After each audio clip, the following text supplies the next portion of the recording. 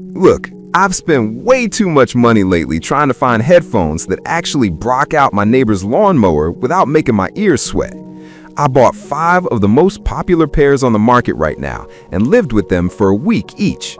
I'm gonna tell you which ones are actually worth your paycheck and which ones are just hype. Product number 1, Sony WH-1000XM5. When I first pulled these out of the box, I was honestly worried about the build. They feel much lighter and thinner than the older models, almost like they might snap. But once I put them on, that weightlessness became my favorite thing about them. I wore these for a 6-hour flight and forgot I even had them on. The noise canceling is eerie. It's like the rest of the world just hits a mute button. I sat in a busy coffee shop and I couldn't hear the espresso machine 2 feet away. The touch controls are a bit sensitive though. I accidentally skipped songs just by adjusting my glasses. If you're someone who travels constantly and needs total silence to stay sane, these are the ones to grab. They fold flattish, which is a bit annoying in a backpack, but the performance makes up for it.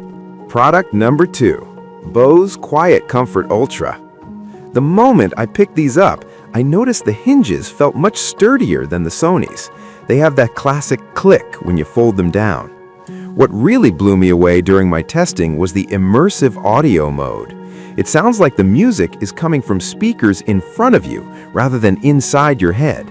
It's a bit of a battery hog, but for watching movies late at night, it's incredible.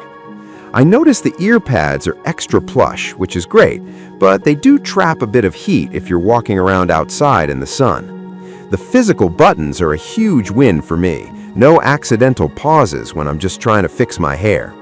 If you prioritize comfort above everything else and hate touch-sensitive pads, you'll love what Bose did here. They just feel more rugged for daily commuting. Product number 3, Apple AirPods Max. These things are heavy. There's no way around it. The stainless steel and aluminum make them feel like a luxury watch for your ears.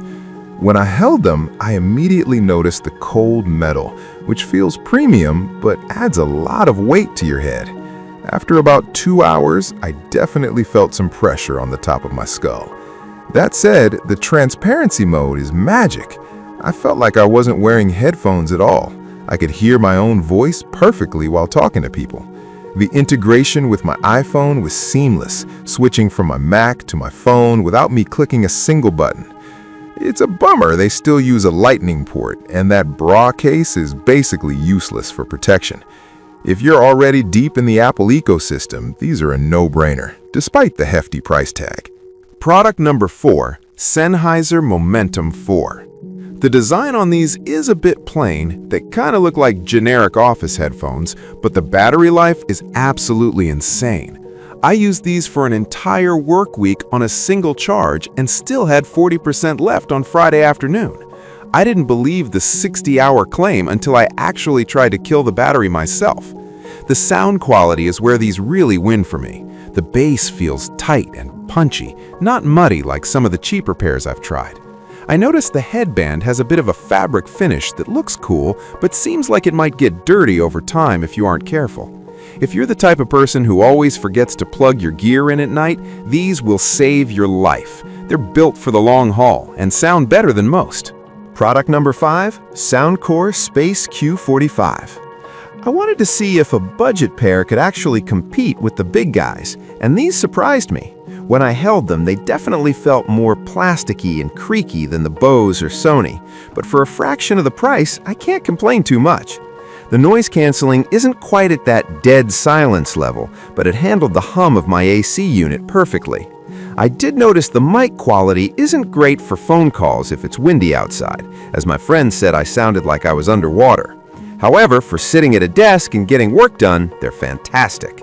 If you want 90% of the features of the high-end models, but don't want to spend $400, these are the best value I've found so far. They're the common sense pick for most people. Outro. So that's the breakdown after a month of testing. Each of these has a specific person in mind, so I hope this helped you pick yours. If you want to check the latest prices, I've put the links for all 5 down in the description below. See ya!